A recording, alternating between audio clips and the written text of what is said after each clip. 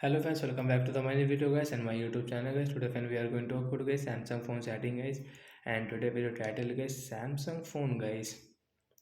How can we fix guys mobile data problem? Friends, you want to fix guys Samsung phone mobile data problem.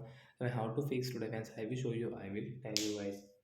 So open guys your phone setting to fix guys your phone mobile network problem guys. After on phone setting guys, you can see this type of setting. Open my phone search bar and guys search here guys reset guys. I have searched already guys the reset setting guys. Reset setting we will search. As you can see guys, your factory reset setting guys, all reset setting is available here guys. You can reset from here. Friends, click on general management setting, and once you can see reset option, tap here. Friends, click on reset network setting guys, mobile data setting guys. We will fix.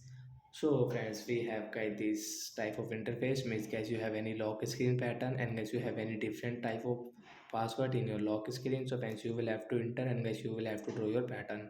Guys, click on guys phone reset setting guys, tap here.